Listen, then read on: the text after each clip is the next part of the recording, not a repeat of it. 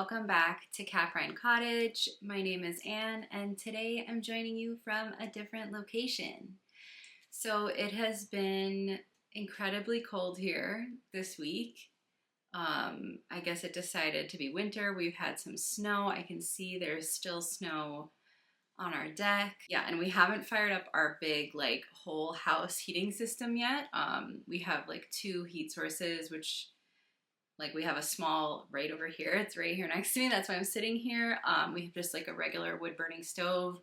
And then we have a wood fired indoor boiler that circulates, so you can have normal heat. And we haven't quite turned that on yet. We kind of wait and make do with the wood stove. It uses less wood and it's less to maintain. It's less work. But I think it's almost time that we need to put the big heat on. So hopefully that will be soon. But until then, I just decided to film in here because I want to be cozy. It is the trouble with just using the wood stove is that our house kind of is meandering. It has kind of longness to it, and so the heat doesn't really travel to all the little ends of the house. So the kitchen, where I spend most of my time, is quite chilly right now. So I thought, while I did this, I could be warm and cozy. And yeah, thank you for all of your well wishes and bearing with me last week. I was so sick last week, but I'm feeling so much better now. My fever finally passed, and yeah, I felt a little crazy making that video, but there was just a couple things I wanted to clear up. And I guess that's kind of a good jumping off point here for us. Now we'll just have a little knit along chat. So I have put up a poll on my community page here on YouTube. So if you have not voted in that and you want to attend the live stream tomorrow on Saturday, November 15th, you can go ahead and vote there. I may have already selected the time for it by the time this goes up. It just kind of depends on how many people have answered it, then I will decide. So go check that out, see if it's still up. If not, if the poll will still be up, but if there is a live stream thumbnail up, then you'll know exactly what the time is, because I don't know yet. It's only Wednesday here, so I've just put the poll up. So I think that's going to be really fun for us all to do, to have a little cast on party. I'll probably bake something and make some tea and then just hang out and chat with you guys. I'm thinking I'm going to try and actually cast on during, while I'm streaming. I don't know if that's a really bad idea. Part of me was thinking I should cast on earlier in the day and then just be able to knit while chatting. But we'll see how it goes and how much I get done on Saturday. But other than that, I think we'll just jump into it. This is just gonna be a regular podcast episode. I have all kinds of stuff to show you, to talk about, including more things about the Pelica vest, about my swatches, because I've done another swatch. So that's going to be more towards the end though. So just, if you want to hear about that, stay tuned till the end. And then yeah, I think I'm just going to show you the things I've made so far. So I have this basket of items, and I did not finish all of these. You'll see my Tarra shawls are here because that project is finally coming to an end. The first thing I made is I made another Sophie scarf. You saw that I was working on this during Rhinebeck weekend.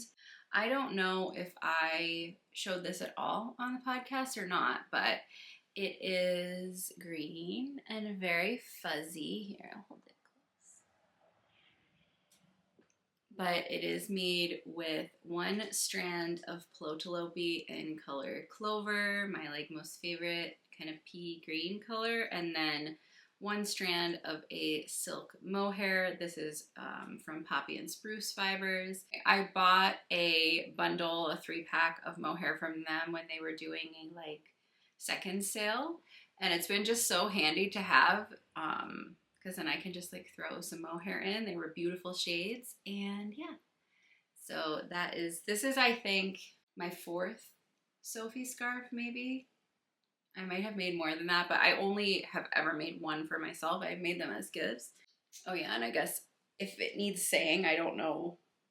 I feel if you're any part of the knitting world at all, you know that this is by Petite Knit, but just in case you don't. That's the designer here, and so it's just super cute, and I think it's really cute to go with my pink chore coat.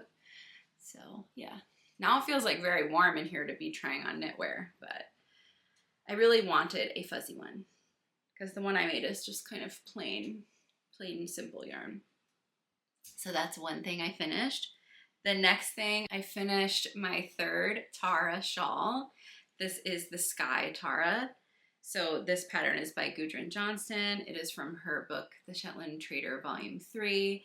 You guys, I've talked about this pattern so many times, and I think for now, this is the final one I'm going to make.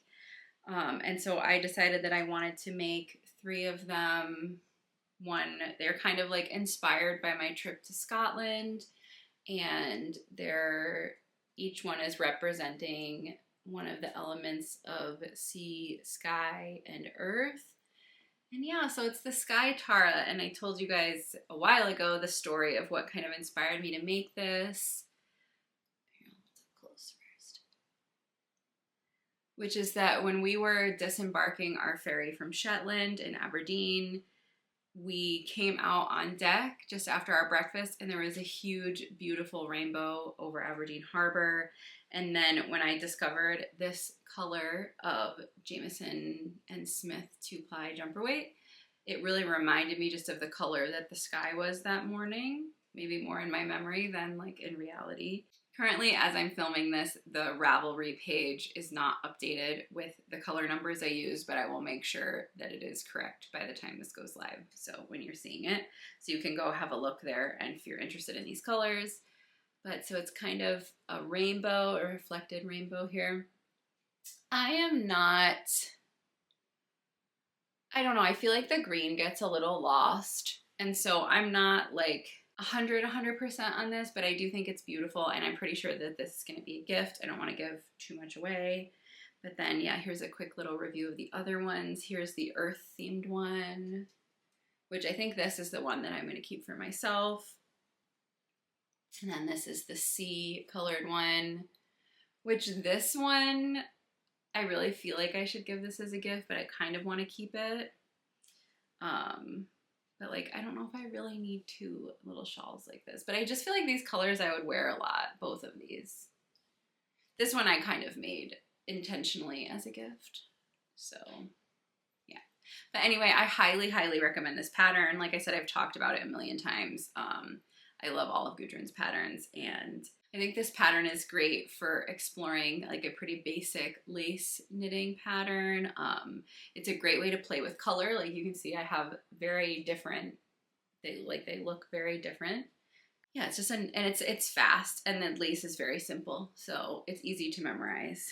But yeah, those are done. They're so squishy too, like because it's the 2-ply, and like you could definitely use Jameson's of Shetland Spindrift, any like fingering weight woolen spun yarn I think will make like a great version of this. Like they're so like kind of puffy and squishy, and just like a nice cozy but also beautiful thing to have in your garments. And then the final finished thing I have is this. Yay! My first hunter's cap, and you can see it's very bright. This pattern is from this book that I got at Indie Untangled, and it is Trails and Valleys by Lindsey Fowler, who is also Larkspur Knits on social media, on Instagram. And this is, every time I forget the name of this hat. I don't know why, I just do. It's the Shelterwood cap. And this is made with a worsted weight yarn. I bought this yarn from Phoenix Fiber Mill at Rhinebeck, and it was very inexpensive. I'm pretty sure there was only about $7 worth of yarn in this whole project. So it's very yarn budget friendly. It used less than 100 grams. I'll try it on for you. So I really like it. It fits me perfectly. I actually have kind of a small head. My head is around 22 inches or 22 and a half, which is on the smaller side. In size 4. Yeah, size 4 fits 20 to 22 inches, and it fits me like so perfectly. It's nice and snug. I don't feel like it's gonna be too big, but it's also not like, you know how sometimes a hat will start doing this if it doesn't fit you right? I feel like this size is like perfect for me. I haven't tried this on Caleb yet. He obviously has to wear a larger hat size because of his hair. So I'm gonna have him try this on, and then I will either make him one in this color or another color. I know that I have a partial ball of Patton's worsted, like classic OG wool yarn in like a teal color, and he loves teal, so I think that he might like that, but maybe he wants two. This works up so fast. I feel like, I don't think it took me more than 3 days. Oh, the one thing I will say is that in the pattern it says, so it's quite easy. This is my first tubular cast on, which you can see it's like imperfect. And to be honest, if I make another one, I might not bother with the tubular cast on. Like, I don't think that it adds that much to it for all the kind of like fiddliness of it. And I feel that like a long tail cast on or a German twisted cast on would provide adequate stretchiness. But yeah, so you do that tubular cast on. I've never done that before, so maybe I'll get better at it too. That's the other thing. And then you just knit 1 by 1 ribbing, and then you knit a row of, is it pearls or knits? Either way, to make a fold line. So it does have like a defined fold, which I really like. So it wants to stay in that folded position. It has a nice edge here. And then you do some more ribbing. Can you see? Yeah, more ribbing. And then you start this pattern here, this kind of like more exciting ribbed pattern. And so it says in the pattern that for the size I made, it should be 5 inches from this fold line to when you start the decreases. But I did that and I finished the hat and it was way too short. Like where it was, it made me think, is it from SNL or is it from Jimmy Fallon or something? But the Teeny Weeny Beanie song, I don't know. If you have seen that, I know you're laughing with me. If you haven't, you will if you look it up. But it was like kind of like this, you know, like, and then that's it. Like it was so short. And I really prefer a hat like that's longer than that, and then I can pull it down too if I am cold. So I picked it all out, and I think I ended up knitting to where it's 7 inches from that fold line, which is what I think is recommended for the largest size. And what I'm wondering is maybe the size I made is technically like a children's size, so a child will probably have a more shallow head. I just have like a small head circumference. So just some things to keep in mind. Once you start doing the decreases, it does decrease rapidly. So you don't really get much length. Like I'm pretty sure that the decreases start around, yeah, about there. So just keep that in mind if you make it. Otherwise, I think it's a great pattern. The like rib pattern is very simple. It's just a slip stitch. So that's what makes that center of the rib more puffy. And I think it's just going to be a great like staple hat. I'm looking forward to making more of them. I think they'd make great gifts. Yeah, so I'm really pleased that I finished that. You guys didn't even get to see it in progress because it went so fast. It was so funny when I washed this. I had a feeling that this yarn was gonna like lose some color because it's so vibrant. Like you can see how bright it is. And it did, but it did not lose any of its vibrancy. Like there was definitely some washout of orange in the water, but just as bright as ever. So at least it is getting that point across, I guess. I apologize if you hear any banging noises. Feeny is in a mood today. I'm not totally sure what she's doing in there, but it's been such bad weather that we haven't really gotten out on an adventure in days and days and days. Like she's been cooped up in the house, which is kind of the way the winter goes with her, but yeah, she's just a little stir crazy. She's adjusting to kind of like the slower winter pace of our life. And part of it's her own fault because she does not, like she hates precipitation, like rain, snow. If it's coming from the sky, she does not want to be outdoors. And the truth is all goats are kind of like that. Like they don't mind if there's like snow underfoot, but they don't like it when it's falling on them. And so it's just been kind of gloomy for the past few days. We haven't had a walk, and yeah, so she's quieted down now, but she was banging around in there. So yeah, then I have just 2 more whips to show you, and then we'll talk about Pelica. So the first thing I wanted to show you was Burra. I can't remember when you guys saw it last, and I think I've done a little more work, but not a ton has changed with it. And yesterday, I kind of once I knew I wasn't going to finish Burra for Rhinebeck, I sort of like put it on the back burner again a little bit just as a rest. You know, I felt like it was, you know, maybe I would be happier if I just took a little break from it. And I think that that was really good. I was thinking about it yesterday and like how excited I am to work on it. So that's always good. Sometimes on a project that's like hard or long, I think it's really good to take a break. I'm to the point where I need to count my stitches. I'm supposed to have over 300 of them. And then I need to add in neck opening steeks, which steek stitches. I don't totally understand why, but I think I'm just gonna kind of blindly go with it. The reason I did take a break too is I'm not sure, so I can show it to you. I'm just talking about not showing it to you. So here is my armhole steek on one side and some armpit stitches on hold.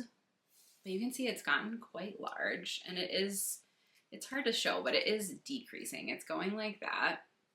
That's the front, like the button front steek. So you can see it really is getting bigger, which is super exciting. I'm the kind of person where they always say, right, that you're supposed to read the whole pattern before you start. I like can't do that. I get really overwhelmed, and it doesn't like it. It's more discouraging than helpful to me. I just kind of go like I'll read a whole section, but like one section at a time. And sometimes I just have to do what it says, and then I will understand it. Like I can't pre-understand what's going to happen necessarily. I mean, obviously some things like I understand, you know, short row shaping or, you know, putting in these armhole steeks, like I get it, but this neck hole thing, I don't know, it's confusing to me for some reason. I don't get it. I think it's to make kind of like an angled, it's like if you were gonna do a V-neck, say like a all over colorwork V-neck pullover.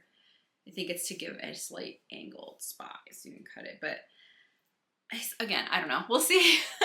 But so I am to that point. But what I was going to say is I'm a little worried because I'm stopping in the middle of a motif. So right here, this is like half of one of these yellow stars. And I think it's different for each size because I looked at like the sample photos, which I imagine are made in the smallest size. And it's at a completely different, like, different motif where they add the neck and opening. So I don't know. I'm like a little nervous.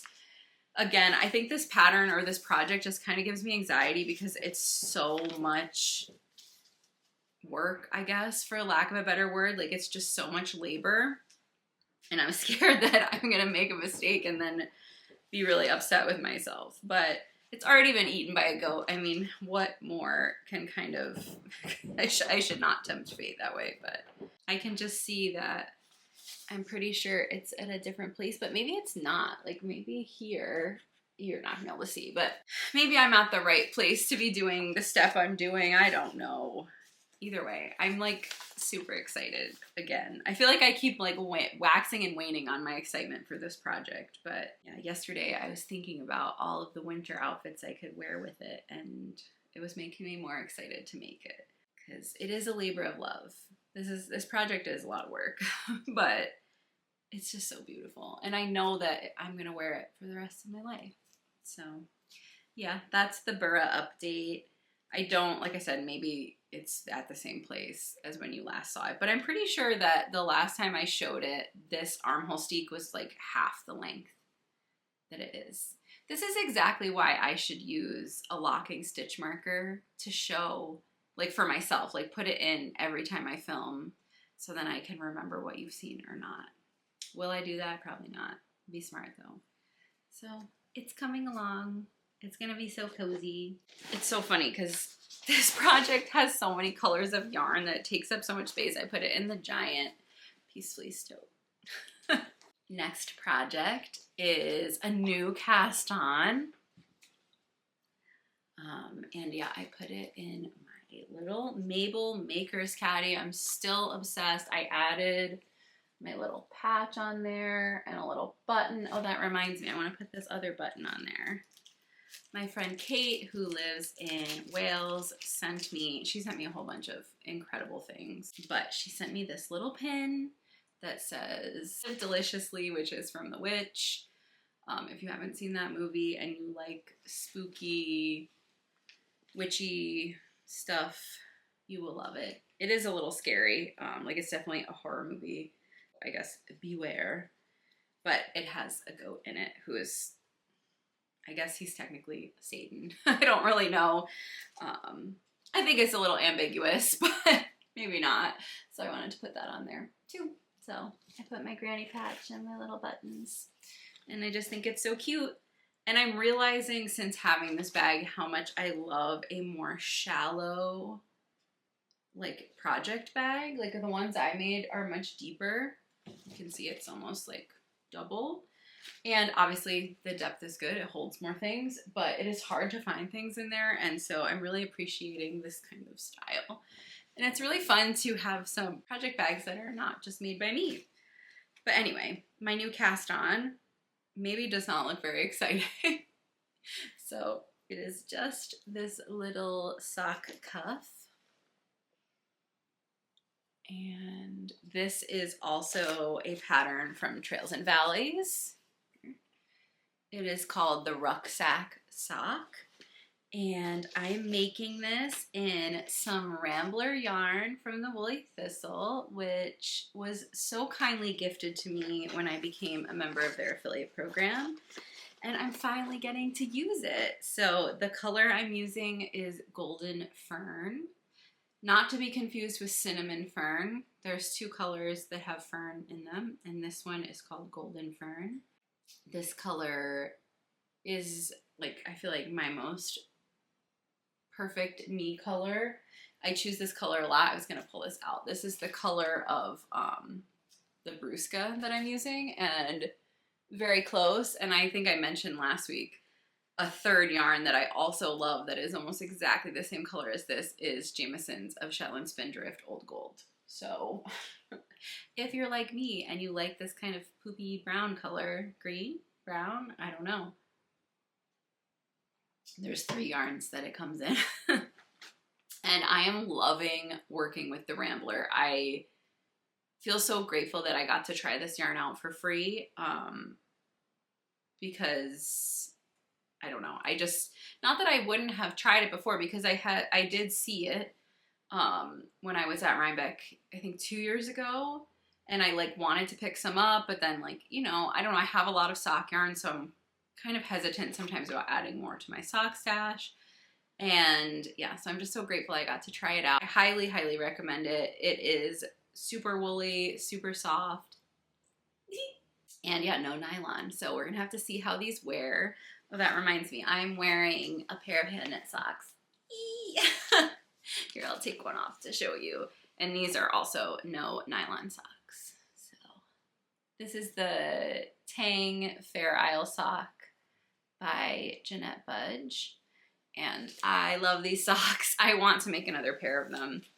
But I think that they might be, no, they're this pair and then my other downstairs socks by Mary Jane Mucklestone are my only no nylon socks. And those are both stranded patterns. Like even these, the one color section is still stranded. So they're like thicker kind of. So I'm curious to see how this will wear. I'm debating, I put this in here, whoops.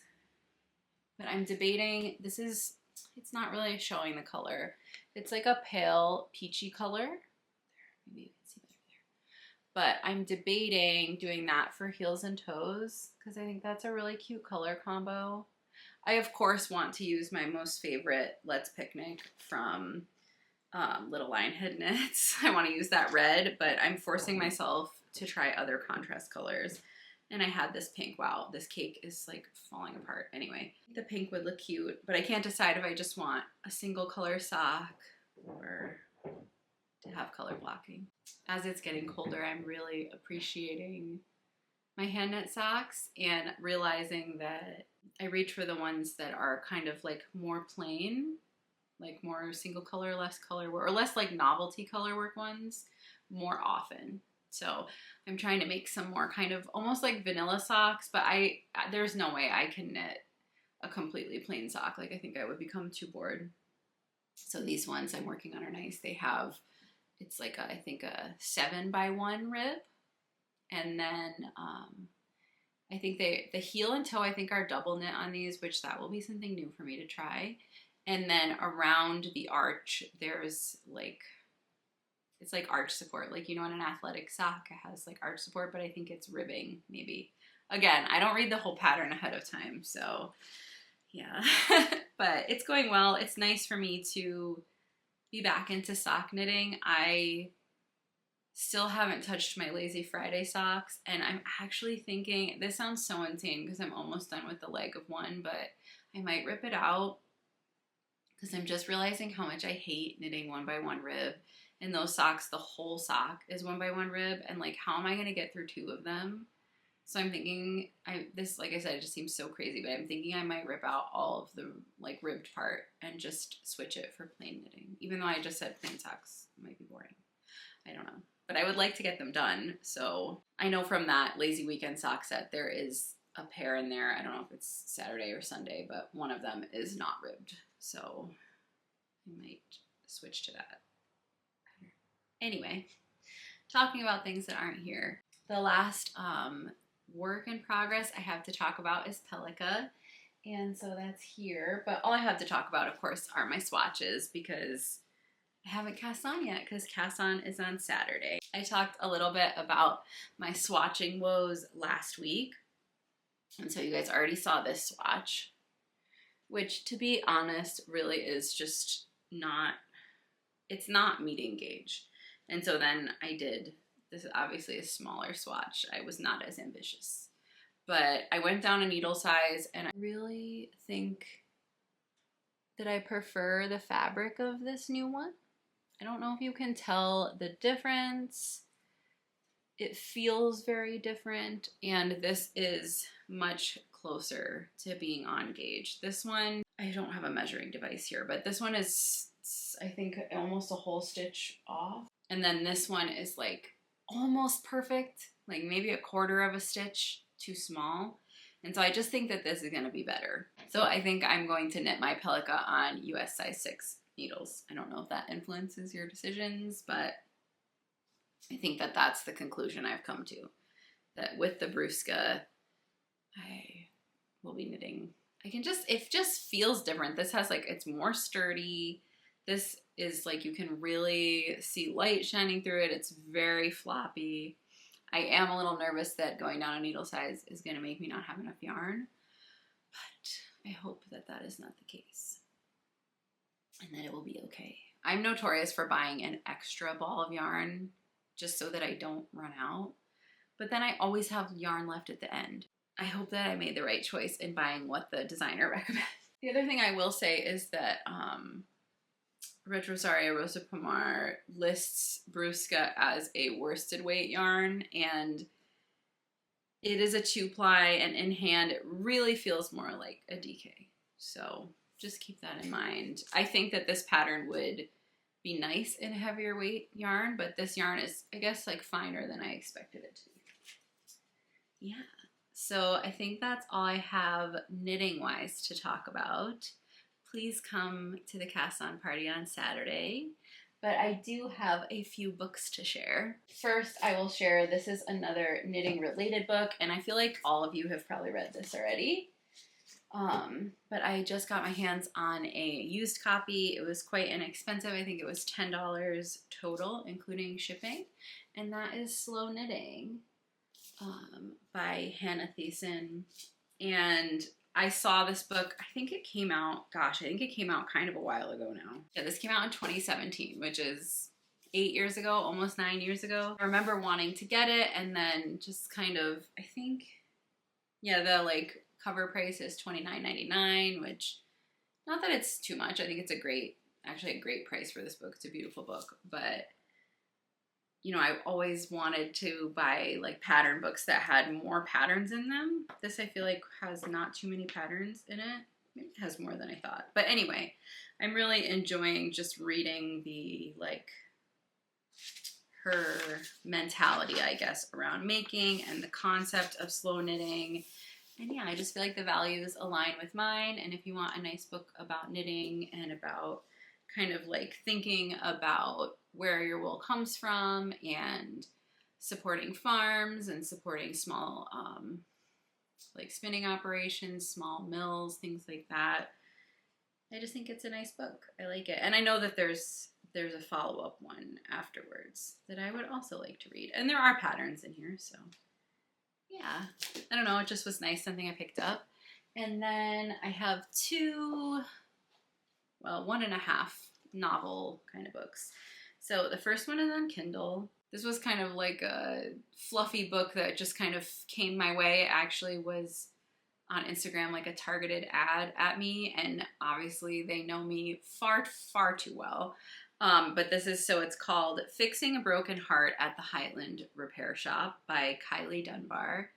And it is a romance. It is set in the Scottish Highlands, and it's about a woman who has a breakup, and then she's helping out at her family's community repair shop. So it's kind of like, maybe you've seen that, I think it's a reality show. I guess you would call it a reality show. I don't know, it's called The Repair Shop, I'm pretty sure, but people like bring in their antiques and then experts fix them for them. And so I think that the book is kind of inspired by that a little bit, but also I know that it's a thing in a lot of communities to have like a repair day. Like we have it in the, you know, the bigger town closer to us, where on Saturdays there's a reuse center and you can go there for like their fixing time, their fixing workshop, and there's people that know how to fix all kinds of things, so like electrical things or sewing or whatever, and you can bring something broken and they'll teach you how to fix it. And so that's kind of like what her family does. Yeah, it's kind of just like about her finding herself again, but of course there's also a romantic plot and a romantic interest in it, and it was super cute. I loved it, and the author wrote a second one, and I didn't know that it wasn't out yet, but it's coming out on the 22nd, so I pre-ordered that on Kindle as well. At least for me, in the last like couple weeks, they were both $3.99, I think, on Kindle, which is a great deal in my opinion. So yeah, if you're looking for a cute little cozy romance, I highly recommend that. And then what I'm also reading right now is Shady Hollow, which I feel like the cover art is part of why I wanted to read these, which it's not always a great choice. But so these are a series of murder mysteries, but all of the characters are animals, and they live in Shady Hollow. It's like a little town in the woods, and so it seemed really like something I would like. I love like anthropomorphic animals, like, you know, Beatrix Potter or any of that kind of thing. Like, I'm here for it. I love that. And so far, you can see I'm a little less than halfway done. And it's not, like, I'm enjoying it. It's totally fine, but that's it. It's fine. It's like a 3-star for me right now. It's not like, oh my God, this is the greatest new thing I ever read. It's sort of falling a little flat, but we'll see. Maybe it will get more exciting. And I hope it does, because there are, I think, at least like 4 more of them. There's a lot of them. And the one thing I didn't know before I picked this up is it's actually, this Juneau Black is a pen name, and it's written by 2 authors together. And part of me wonders if that's why it's not singing to me, I guess, in the way that some books do. Is I feel like author's voice can be so, it's such an intangible thing to even talk about in a way, but it can be so important to me as a reader to really feel that author's voice, or even if it's them writing through their character, of course, like to feel that like inner persona, or like you get the sense of the person. And this has moments of sort of disjointedness for me in that way. Like, it's so hard to say because it's perfectly written, it's beautifully written, it's creative, it's great, but there is something where like it's that something that you can't put your finger on, sort of, that isn't coming through for me. So we'll see. We'll see. I know that they're very popular, and so I just thought I would put in my 2 cents. I haven't been reading that much. I go through phases. Sometimes I'll crank out like 4 books in a week, and then like this one's been taking me longer. But then, yeah, that other little romance I read in like 2 days. So it just depends. It depends on if it piques my interest, I guess. And I have so many books to read. Like right now, my physical TBR, like my pile of books has grown recently, so I need to work on it. I think that's everything I have to share today. If you guys, of course, like are reading or knitting on anything and you would like to share it with me, I love to hear all the things that you are either working on or reading or learning about. I feel like it's like the secret thing you don't know before you start making these kind of videos is the great feedback you're going to get from other people, and it really, like, you learn so much from your viewers. I feel like you guys are always telling me about things, and then I'm Googling and checking them out and discovering new knitting patterns and books and things like that. That is really fun. I just thought I would give you guys a big thank you before I sign off because we hit 3,000 subscribers. Yay! And normally I would probably do some kind of giveaway for this milestone, but because there's going to be prizes for the knit along, I think we'll just kind of do it all as one. I'm going to reveal the prizes for the knit along in my live stream tomorrow. For if you're watching this on the day it comes out, it's tomorrow on Saturday. So if you're interested in hearing some more about the prizes, come to the live stream or watch the recording. If you can't come, I'll make sure that it's up. But yeah, so I can't do that without you guys, and I can't believe we've gotten to that milestone. It's like so crazy to me. But yeah, so that's a great, like, good news. Thank you, everybody. But if you like this video, if you could give it a thumbs up, that really helps me out. If you are not yet subscribed to my channel and you like this kind of content, I feel like this video is a good representation of what my content is normally like. So if you enjoyed this, consider subscribing. I think that you would like what you will be to see in the future. And if you're looking for me elsewhere, I am on Instagram, I am on Ravelry, I am on Goodreads, and other places, and that's all going to be linked in the description box below. Also, I think sometimes some of you have said you're having trouble accessing that description box, and I'm just going to assume that that's because you're watching on a television. So if you can't find the description box and you're watching it on a TV, pull it up on your phone or on a computer and you'll be able to see a whole slew of information in the description under the video. But I know that on many televisions it is hard to access that, if maybe impossible. I don't think on my TV you can access it at all. Yeah, and I think that that's all I have for today. As always, I appreciate each and every one of you so much. Thank you for coming here. Thank you for joining my channel and for watching my videos. And we'll talk really soon, like really soon, like tomorrow. Bye.